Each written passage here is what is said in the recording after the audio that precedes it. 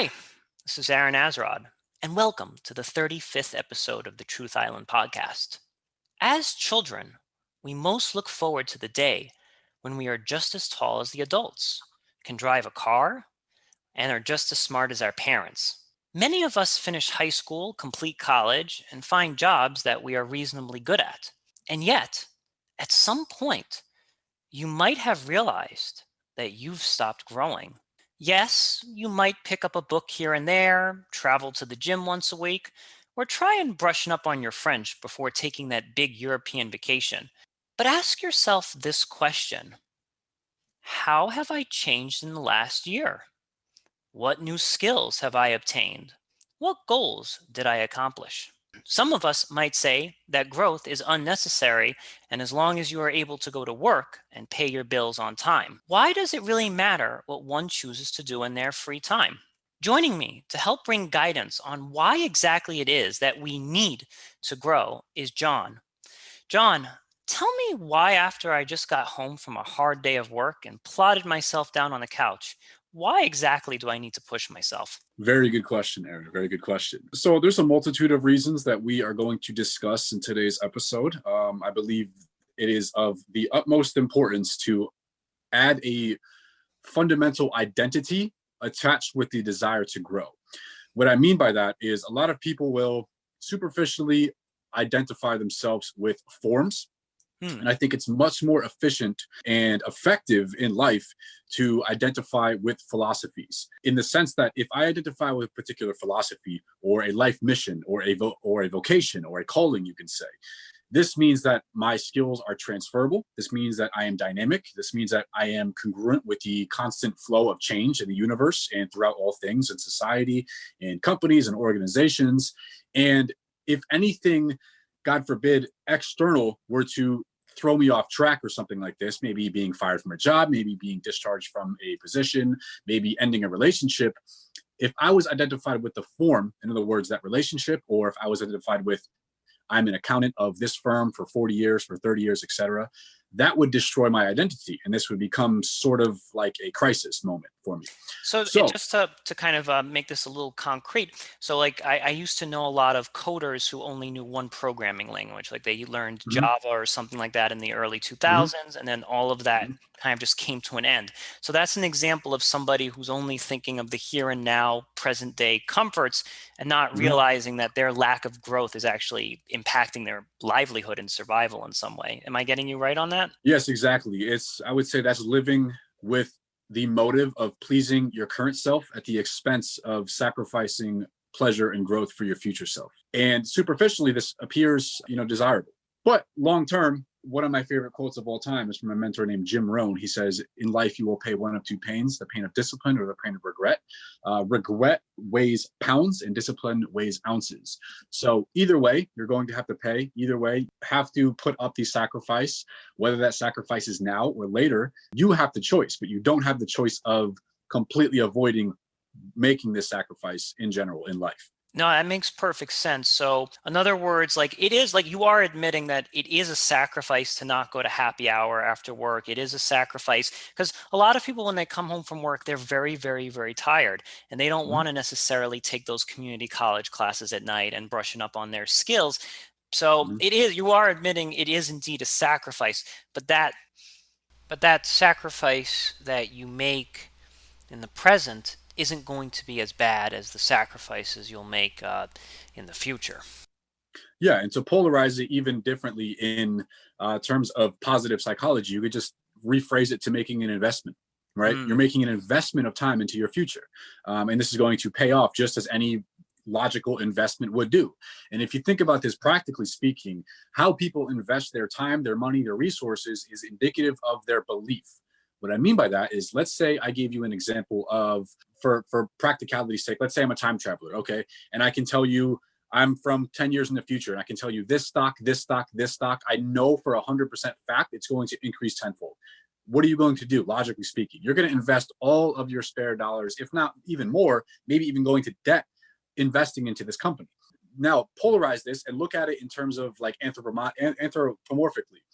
So look at it in your own life and say, if I had faith in myself that my value is going to increase tenfold in the next 10, 15, 20 years.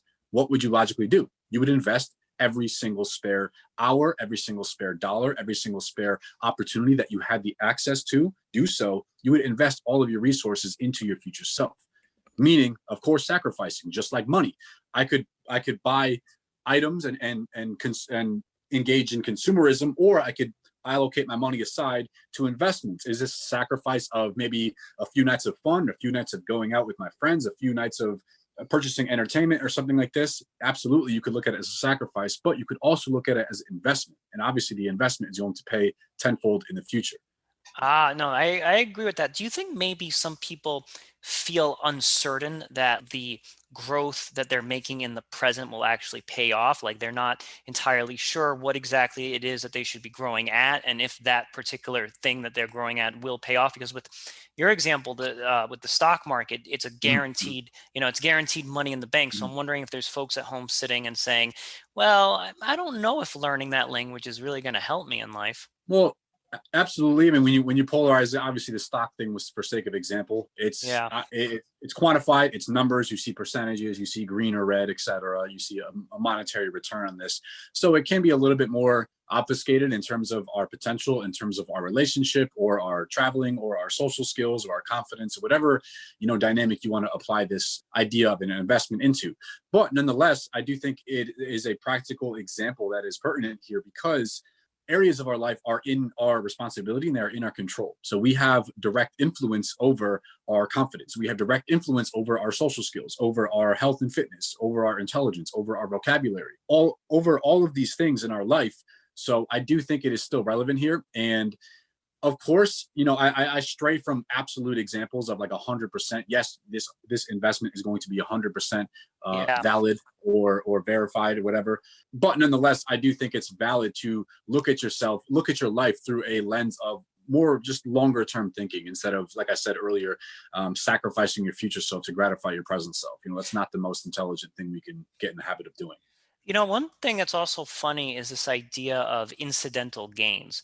So I might embark upon learning something new, like learning a foreign language, for example, and I don't see the immediate payoff, but I think that all pursuits have the potential to have some incidental gain where 10 years down the road, you're like, oh, they actually need somebody to speak French at this job that I'm applying for. Mm. So I think that's also kind of like a way that sort of removes a little bit of that uncertainty of like, this will definitely pay off. Does that sound right to you, John? Yeah, yeah. What did you mean by incidental gains?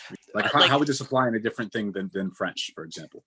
for example, you had mentioned previously this idea of working out, and you may not be going to the beach and showcasing your six pack anytime Mhm. soon. It may be winter, but you always want to be in good shape because you never know when a hike might just Mhm. randomly come up, and you want to be physically prepared for that. So I think that in Yeah. life there are skills and there are things that we embark upon and we don't know necessarily if it's going to pay off, Mm. but they're still worthwhile just for the sake of learning it. Absolutely. And this goes back, I think this ties into what I was talking about at the beginning of being identified with philosophies rather than forms. Yes. So if you identify with yourself, I live a healthy lifestyle. It's not like I'm training for this marathon or I want to look good at the beach, as you just said. It's like, no, I just live a healthy lifestyle. It's just part of my philosophy. It's a part of my fundamental belief about myself. Life is most effectively enjoyed when I'm healthy. If I operate with that belief, I'm always going to be in shape year round, right? And then I'm prepared for anything. Yeah, that's beautiful because you never, I mean, even if you have like, let's say a desk job, who knows if there might be a opportunity that comes your way that requires physicality in the future. So I think Mhm. that just having that health Mhm. check mark always there is good. Is Yeah. like, it's almost like insurance in a way, right? Like, that you're Yeah. covered if that ever comes up. When I was thinking about this discussion, why must we as humans grow? I immediately thought, this is one of my first bullet points that came to mind. Actually, is there at any given moment a myriad of contributing forces and agents that are attenuating us, that are enervating, that are pulling us down, that are fighting against us. Mm, And this can manifest in several ways. This can manifest, let's say, for example, externally. So let's look at something pragmatic, like your career, your workplace, for example. If I'm complacent in my job, if I don't deliberately learn my skills, if I'm not brushing up on the latest industry knowledge or even product knowledge or service knowledge for my industry or for my company or for my business or my product or customer research, etc. If I'm not brushing up on all of those things, we can have an external obstacle being maybe it's another company, maybe it's a competitor, maybe it's another industry, maybe it's automation. There can Yeah. be an external factor that is pulling away from me. And in this case, obviously, career can lead to lack of finances, lack of meaning, lack of responsibility, lack of fulfillment, lack of providing for myself and my family, etc. All of those negative ramifications. So that can be an example of an external contravening agent, right, that is pulling us down. Another internal one can be something like doubt, can be something like neglect.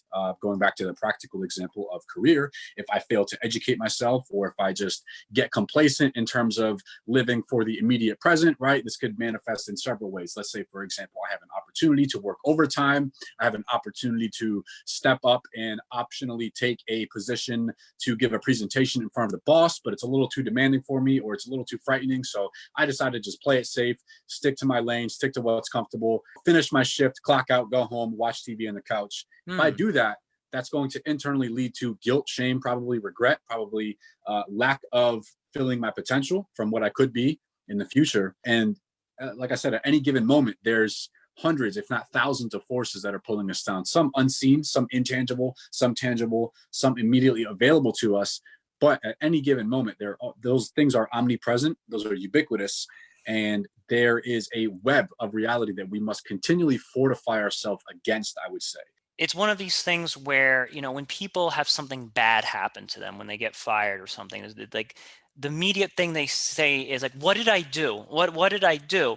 And you're kind Mhm. of saying, well, what about all those things you did not do? Like, you didn't volunteer to do Exactly, this, or you exactly. didn't do that. So it's kind of taking responsibility or taking an onus for all of your inaction as a result of your present day circumstance. Exactly. Yeah. Jordan Peterson has a phenomenal quote in 12 Rules for Life in the chapter Tell the Truth or at least Don't Lie. He says, never underestimate the destructive power of sins of omission. Mm. Omission meaning something that is left out, like something small that you could have done but didn't do. So going back to that example of the career, this would be the example of your boss providing you the opportunity to do overtime or to do a optional presentation for, even if it's not compensated, just for attention or awareness. That would be a sin of omission. If I just dispensed with that opportunity and said, no, no, thank you. That would be a sin of omission right there. And never underestimate that, because omissions, obviously, they compound, just like small daily choices, running a mile a day. That's the positive application of the compound effect. Sins of omission are the negative application of the compound effect. Nonetheless, the universe is going to compound these things, and they're going to look in the future magnitudes more, exponentially more, I guess, detrimental than they would be in the present. So we look at things like not running a mile a day, not eating healthy foods every single day, every single meal, as inconsequential. But in reality, those small choices that are almost mindlessly executed completely make our reality. This is how people, as you said, wake up in 20, 30, 40 years saying, oh my God, I'm fired. Oh my God, my job is being replaced by automation. Oh my God, my partner is filing for divorce. Oh my God, Mm. I woke up and I'm suddenly 40 pounds overweight, right? These things don't happen suddenly. They happen day in, day out from these inconsequential choices that people just, overlook completely out of omission. Yes, and it's funny that, like, when I think of some very successful people in our society, like your Bill Gates, a lot of them became successful with elective hobbies. Like, Bill Gates would just choose to be on the computer and kind of learn that as much as possible. Was that at all required for him to get through high school? Heck no. Like, he didn't have to do any of that stuff. So I think it's also important to think of all of these things that we could be doing, all these elective, all of the optional things that are available to us once we get out of work, as going from a hobby to the next big thing that takes over our life. Yeah, absolutely. Absolutely. I second that. Let's focus on some of the things that may keep a person down. Okay, so I guess we can start with externally, as we were talking about in the examples. Maybe in a career sense, it could be, as we were talking about competition, automation, ignorance, right? That's a classic one. Just not failing to educate ourselves about our product or service or developing our skills for our industry. And this doesn't have to be just career either. It could be external in the sense of a relationship, for example. This could be the other person. It could be a manifestation of our neglect, of our sins of omission, of addressing an issue when we knew it to be an issue in the relationship that manifested. So there's a myriad of them, at any given moment. I think a very constructive approach to this is working deductively through a big issue. So let's say we have a big issue. I just established some a minute ago here. Let's say like the 20-pound overweight thing, or like my partner's filing for divorce thing. Take that issue and work deductively. We obviously know it didn't manifest overnight. It wasn't a healthy relationship for 5 years and suddenly said, I want a divorce. I'm not satisfied. I'm not fulfilled. So work deductively, and more importantly, when you are working deductively, when you are breaking this thing down, you are looking at the steps that might have contributed. Look for your contribution. Look Mm. for the variables. Look for the variables that you espoused and you brought forward to this equation that ended in that divorce, or ended in that you being 20, 30, 40 pounds overweight. And I think that's very empowering. And it's very liberating, because if we're going to work deductively and we just say, oh, this manifestation was that person's fault, or this was that person's fault, or none of these things are my fault, but I can still work deductively and put them together. That's extremely disempowering, because assuming it was, assuming for sake of responsibility, or for sake of argument, let's say the responsibility was completely on the other person, which sounds foolish, right? Like, I did nothing wrong. You did 100% of the things wrong, right? Right. Let's just Yeah. take that for example. That's extremely disempowering. Given that was the case, what could you do about that? Nothing. You can wait for them to change. You can wait for them to rectify and correct the situation, but you've stripped away all of your power. You've relinquished everything that you have in terms of changing that outcome. Now, if you look at it in terms of your responsibility, like, this is my fault. What did I do? How can I mitigate this moving forward? How can I fix it now if I want to fix it? That's extremely empowering, Mm. because it's saying I have the power, I contributed to this, meaning I can actually change the outcome of this. Now, if it's objectively true or false, I think that's irrelevant here. I tend to err on what is most constructive and empowering in this. Yeah, that makes a lot of sense. So in other words, if you're filing for divorce, it's really important to be like, yeah, you know what? I should have gotten her flowers on Friday. Or, yeah, you know what? There was Mhm. too many anniversaries that she had to remind me. And Yep, maybe it's impossible to salvage that relationship. But now, by doing that autopsy of why that failed, and at least all of the parts that you failed to kind of address in your future relationships, you can kind of make corrections as needed. exactly. So I think issues are going to repeatedly manifest until we learn the lesson in them. I want to talk about, if you, let's say, are doing all of these things, you're giving life a full autopsy. And when people meet others in their life, and this could be obviously your family is one variable, or they're a group of people that aren't going anywhere, like you have the parents that you have, or let's say you meet a spouse at one point in your life and kind of at the same level, maybe you don't really know what's going on in your life, and there is you start off on the same level, but then you sort of adapt a growth mindset, and that other person is not Mhm. adopting a growth mindset. I'm wondering if you could walk me through like how to deal with some of those issues, because I think that from what I feel, sometimes adopting a growth mindset is pretty Mhm. common sense to me. It's like it's Yeah. completely natural. Like, I want to get better, I want to be healthy, I want to work out, I want to make money. Like, all of those things are just completely natural. I'm wondering what happens when you have other people in your life that they're just not seeing the light, John. Yeah, you know what I mean? Not seeing the light. Yeah. Yeah, so I think that particular situation would call for a lot of honest and humble discussion and inquiry with one another and with oneself. So, for example, this can be in terms of setting the expectations for a relationship. If I were to approach somebody, or if I were just to start dating somebody casually and I was ready to move more serious, I can have a discussion. I should have a discussion rather, and say, okay, what is your intention? What are your expectations from me, and vice versa? Positing it in the way of saying, okay, I am somebody who identifies with the growth mindset. I'm always trying to continually grow and evolve and adapt and overcome things in my life. And I'm welcoming you to accompany me in this journey of growth. Hmm. Rather than saying, oh, I'm just looking for, I mean, I don't know that somebody would outwardly admit this, but saying, I'm just looking for a relationship out of comfort to fill a void of lack of empathy or lack of compassion or something like that. I mean, obviously somebody might not articulate that, but that very well could be the adhering agent that's binding relationships together, like a void of something, or just like fear of loneliness, for example, or fear of solitude. So I think a humble discussion could serve great utility here, saying, I identify with these philosophies. here's my, 5-year life plan, even if it's not that detailed, like this is a general direction I want to go in my life. I'm extending an invitation for you to accompany me on this journey. If you accept, absolutely, let's grow together. And if not, this is where kind of we part ways and grow apart. And it doesn't have to be like a detrimental thing to, people are obsessed with quote unquote cutting people off now. I don't look at that as a detrimental thing. Just as I said, grow apart, just as branches in a tree, right? They once shared a past in the maybe a branch or the root of a tree or something, or the trunk. But eventually, given time and given circumstances, people grow apart, right? They shared a past, but it doesn't necessarily mean they have to share a future together. I hear you. Do you think it's at all possible for one member to keep growing and the other not to, and them to stay together? Like, could it be possible? Like, all right, honey, I'm going for my 10-mile jog and I'm going to come home and eat a healthy dinner. Like, do you Right. think that that's a sustainable model, or do you think that one of those ways kind of triumphs over the other?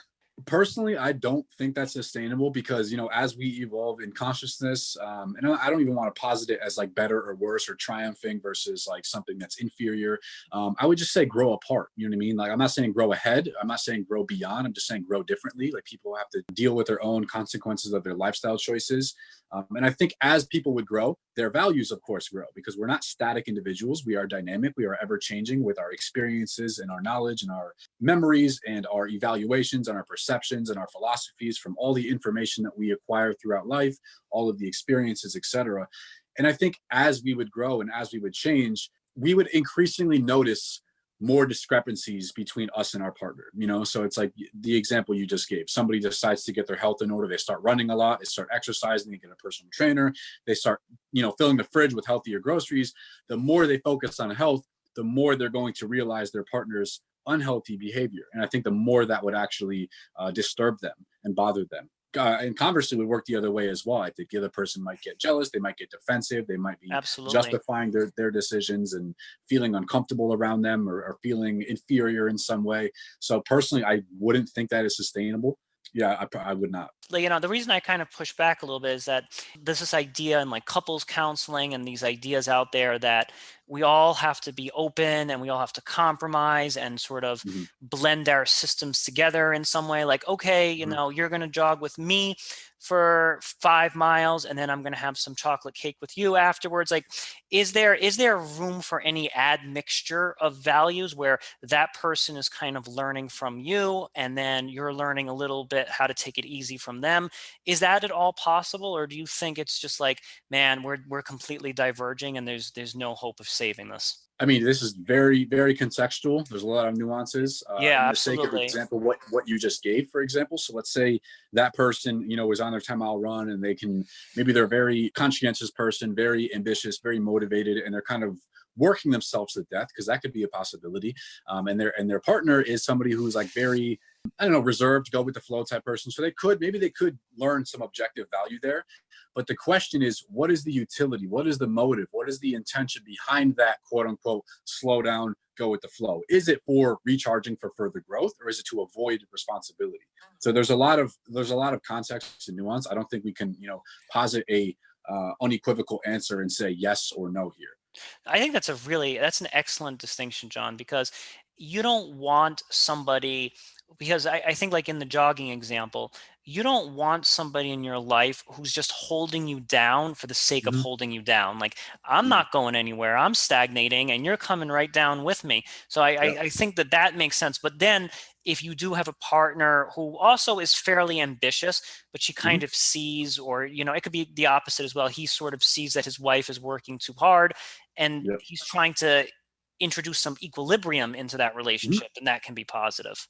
Absolutely. Any other recommendations, any other like huge pitfalls that you see that kind of keep people from growing? Because it's there's a lot of things that I think befall the individual and prevent them from growing. And we also have, one thing that I was even hearing this is that there's this idea of like telling people something, like telling Mhm. people, I'm going to write a novel, I'm going to Mhm. exercise every single day, and that gives you like this elevated feeling without actually like Yeah. Yeah. accomplishing it. Could you speak maybe a little bit about that? Yeah, absolutely. That sense of contrast between you and other people, it could work positively, but I think in most situations, in most expressions, it works negatively. Meaning that when you look at a disparity, when you look at Nietzsche would call it a pathos of distance between people. So if I look at a very high achiever and they're ambitious, they have a lot of results that I would love to emulate, that could motivate me, right? That could be a positive expression of this distance. A negative expression of this distance, because obviously universal laws, principles are only tools. It depends on how we use them. Just as I was talking about with sins of omission being a negative application of a principle being the compound effect. A negative application of this distance can be justifying complacency by comparing ourselves to other people. So comparing ourselves to people that don't grow at all. Or let's say I run a mile, I could say, I'm better than everybody who ran less than a mile today, right? Sure. Which would be millions of people. And that could be, like you said, an elevated sense of superiority or something like that. And I think it's very, very, very dangerous. It promotes complacency when you compare yourself to other people. So a classic example is just compare yourself to who you were yesterday, right? Are you better? Are you more competent? Are you more intelligent? Are you more knowledgeable? Are you more ambitious? Are you more motivated than you were as the person or as the version of yourself that you woke up as this morning? That's the only question that matters here. Are you continually growing against your former self? My Mm, favorite quote of all time is from Nietzsche's Thus Spoke Zarathustra. It says, this secret life herself spoke unto me. Behold, I am that which must ever surpass itself. The most important word in that sentence is the last word, itself. I must ever surpass itself. right. Meaning you are the control, you are the variable. You should only compare yourself to who you were the day prior, for example. And like I said, a lot of people, I think that is a major pitfall in terms of constant growth, in terms of growth in general. A lot of people will compare themselves to other people and get a sense of superiority, saying, oh, I'm doing just fine compared to XYZ. Oh, I might not have it together. I might not be in the best shape of my life, but look at these people. That's a very damaging psychological trap to fall in. Yeah, I always tell people when you're comparing yourself, always look up at the clouds, not down on the ground. Yeah. I think that it's helpful. I'm wondering if you agree with me. It's like I think that it's very helpful when you're growing to kind of keep it on the down low. And that actually sounds like a little counterintuitive because a lot of people will be like, "Oh yeah, you should tell people all the awesome stuff that you're doing." But I think that when you keep your growth on the down low, you actually achieve a number of things. Like one, you're not getting that false happiness by just telling people something Mhm. because you're Mhm. you're denying yourself that impulse. You're denying yourself impulse pleasure by just telling people the awesome stuff that you're doing. And then Yeah. two, you're not getting all these daggers from people that might be jealous or people who might want to hold you Yep. down and not see you fly. So if you keep your growth on the down low, then you don't have to deal with some guy being like, "Oh, well, what's the point in going to the gym? You're just going to end up fat anyway in a year." So like you sort of avoid all of that. Yeah, that's a good point. I mean, there's no real valid reason for external validation of your goals unless they can directly assist you in your goals. For example, like if you had results that I wanted and I could say, hey, I'm trying to do this, can you help me, can you give me some pointers? That would be an objectively verifiable situation where it's okay to outwardly proclaim your goals. Other than that, I think you're right. It's a release of dopamine. It's saying I'm going to do this. It's setting these lofty aims, and whether you get validation or you get condemnation, I think both of those situations are irrelevant at the end of the day. Yeah, absolutely, absolutely. Tell us a little bit about the hourglass, and tell us a little bit about like what this means in the grand scope of individual's life. Okay, this is a very, very powerful point. I don't remember the exact source I heard this from, but I've had this idea of a reservoir of competence, I would say, or you could say reservoir of ability. I think an hourglass is a very fitting metaphor to picture this by. And what it is it's predicated on the notion that once you stop actively learning and growing, once you stop deliberately evolving yourself, Yeah. the clock immediately starts ticking until the day comes where you will no longer have anything left of value to give, whether it's to Mm, yourself, whether it's to the people that you love, whether it's to contribute to society. So there is a reservoir of competence, and you can look at it as an hourglass, right? So it's continually running, and you can look at in the case of an hourglass, gravity. That's the contravening force. The contravening forces we already went over earlier can be external or internal. It could be competition, it could be neglect, it could be ignorance, etc. We already went through some of those, but that can be the equivalent or the metaphor of the contravening forces in your own life. So you're always being something's always pulling from you, pulling from your essence, pulling from your reservoir, pulling from your intelligence, from your capacity, from your competence, right? If you're not deliberately adding new information, maybe it's up to date knowledge and tactics for your industry, maybe it's character development skills, maybe it's relationship counseling, etc. Whatever it happens to be, if you're not deliberately growing, you are getting lesser and lesser and lesser until eventually, I would say there's a time that's going to come where you're trying to offer something to somebody. You're trying to help somebody in need, but they've already, you could say, surpassed your level of competence, or they already have, quote unquote, more sand in their hourglass than you have to give, or there's no differentiation between the constituents of their, quote unquote, sand or reservoir of competence. So in other words, you would have nothing to add to them or to yourself, and your hourglass would be empty in that case. It's kind of like, I think, of an example, a father who's trying to help their kid with their math homework. And the father does a Mhm. great job when the kid's in Mhm. first grade and second grade, third grade. And then Exactly. all of a sudden the kid gets to calculus and the Mhm. father's like, oh man, I barely remember my algebra. I can't help you. So that's an Yep. example of like the child surpassing the Mhm. father's knowledge because the father was just, didn't bother to have a much more richer hourglass. Exactly. In that compartmentalization of math, for example, you know what I mean? And we can, extrapolate this to just overall life experience, you know what I mean? Or confidence or self-improvement philosophy. Yeah, absolutely. And then also this idea, like life is an hourglass in the sense when we think of competency, everybody gets old, right? Like I mean, unless you die young, you could pull a Right. Jim Morrison and die young.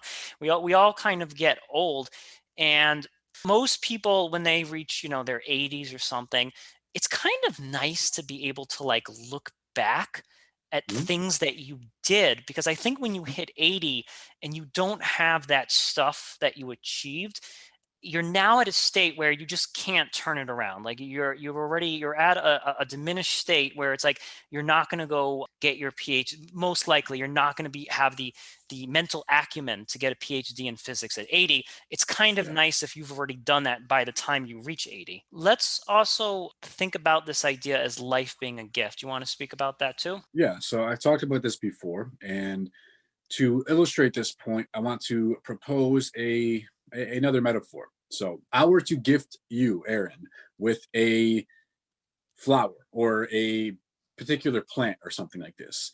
What would be the first thing, a question for you, what would be the first thing you would do with this plant? Oh man, I honestly, I'd probably throw it away just because I'm really bad with maintaining plants. But I guess the right thing to do would be to plant it and water it, right? If I was a Yeah. responsible person. Yeah, right, exactly. Out of mutual respect for the plant and for me, right? For Yeah, bestowing you something of value. Of I took my time or I took my money, whatever I invested into it, and I went on my way to give it to you. So out of sure. respect for me, you would probably take care of it, even if you didn't like the gift. You would probably try to get the most possible use out of Yeah, it. absolutely. So looking at this, there's actually a lot of deeply philosophical implications there. Like when you receive a gift, even if you don't like the gift, even if it's not, exactly what you wanted, even if it's not, I don't know, if it's clothes you haven't wore or clothes that you wouldn't wear or clothes that are too big, you act like you enjoy it, right? And you try to get the most possible use you can out of it, right? So even if it's not just a flower or a plant, that's what you inherently do with gifts out of appreciation for the bestower of the gift and out of appreciation for something that you didn't do anything to earn, right? You were gifted it. It was bestowed upon you. So look at this philosophically speaking. Look at your life as a gift. Now, whatever theological implication you would believe gifted you your life, that's irrelevant here. But nonetheless, your life is a gift. You did nothing, you could say, to contribute to acquiring it. It was just bestowed upon you, right? You were gifted with consciousness. Now, what do you do, or what should you do with a gift? You would, logically speaking, try to make the most possible utility out of it. You would try to extract the most possible value. Again, even if it wasn't exactly what you wanted, even if it's not perfect, even if you have a little bit of discrepancy between other people's gifts, etc., you would still make the most possible use out of what you got. Okay. So I think that is a proper metaphor to look at the nature of life and look at the nature of why we should continually grow out of appreciation for life itself as a gift. Again, I think this is irrelevant in terms of where we believe we got our life from, but nonetheless, I think this is the exact symbolism of taking care of a plant Mm. and engaging in a lifestyle of continual growth. That is the equivalent metaphor here. I see. No, and this is interesting because some people kind of go through life thinking that life is a burden. I don't know if you've ever met Mhm. any of these people. They think it's like a great punishment. I have some very cynical friends, or but not friends anymore. They've been eliminated from my life. But they used to kind of go. They kind of used to go by this axiom: you live and then you die, and Yep. they sort Yep. of see life as this burden, and they see it as like Yep. something that is cursed. They think that like all of life, so in a way, and I guess, would you say that you have to, like, I think when you say life is a gift, you're sort of paying homage to like a god or a creator, or some entity that has put you here. And then if you have that mindset that like somebody took the time to create me and put me on this earth, it's up to me to kind of thank that person giving me the gift by living the best possible life possible. Do you think that that's fair? Yeah, you could say it's an external entity, but you don't even have to take it that far in terms of theologically speaking. You could even look at it practically. So going back to a earlier point that I established is it's hard to verify objective quote unquote fact or truth. And it's there's a myriad of potential interpretations we can make about the world. So a point that I established earlier was I choose to side on the point of what is constructive and empowering, right? So using those prior friends you brought up as examples, saying, "Oh, life is XYZ. Life sucks. Life is miserable. Life is punishment. Life is a burden. Whatever." Now, in their eyes, they're right. Okay, is if I say life is a blessing, life is beautiful, beauty and meaning are to be found in every single moment if you look deep enough. In my eyes, I'm right. Right now, who's Yeah. objectively right or wrong? That's irrelevant. That's not the proper question. It's whose beliefs are empowering versus disempowering. That's the real question. Whose beliefs are constructive versus destructive? If you live with one of these set of beliefs, what happens to your life in 50 years and the people around you in 50 years versus the other outward manifestation of that negative application? Life is a burden. Like, what does their life look like? What does the people in their life look like? What does their net production look like in the world? Right? What does their contribution to the world look like with those kind of beliefs? Right? Right. So if we say right or wrong, I don't think it's really the correct application here. I think more so, like I said, I side on the side of empowering and constructive versus disempowering or destructive. So it doesn't even have to be like an external entity versus a god. It doesn't have to get religious or spiritual. It's just I choose to operate with these beliefs, and I've had these beliefs fortified through my experience. And I choose to look at life that way because it's most empowering, and that's how you, in my opinion, that's how you effectively make the most out of every single moment that we are given here. So it's almost like, in some way, as individuals, a smart thing to do is to actually shut off our intellect just a little bit and kind of embrace the ideology that's going to best serve us, whether we can empirically prove that to be true or not true. Yeah, absolutely. I mean, and then you can superimpose intellect on top of this. Our brains are initially at least very reactive, and it loves our mind loves to substantiate, I would say, unfulfilled gaps in knowledge. So I'll give you an example. I've talked about this before. If I tell you to tell me 3 reasons, if I ask you to tell me 3 reasons why today sucks, like today's a terrible day, today is miserable, this is one of the worst days of the week, this is 2020 is the worst year of all time, I'm hearing a lot. your brain's gonna want to fill in that gap. Okay, conversely, if I said 2020 is the best year of your life, tell me why. Today's beautiful. Today is extremely meaningful. Today is divine. Today is sublime. Today is of supreme importance. Tell me why.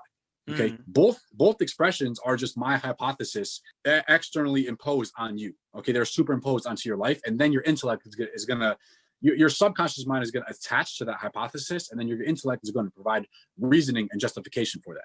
So my advice is to be aware of whatever hypotheses you are subjecting to yourself to. And in society, a lot of times it is detrimental from advertisements. It's saying you're not enough. It's saying negative people, as you mentioned, life is a burden. Life is this. 2020 sucks. This pandemic is crazy. Life is all over the place. Those are all negative hypotheses, and your intellect is going to substantiate that. So I'd be very, very, very observant and aware of that. Not to make this too complicated, I'm wondering if there's somebody who says life is a gift and therefore I'm going to have as much fun as possible and spend as much time with people. as possible. And they're not necessarily adapting the growth mindset, but they're adapting a sort of friendliness and cordialness to other people. What would you say to that person?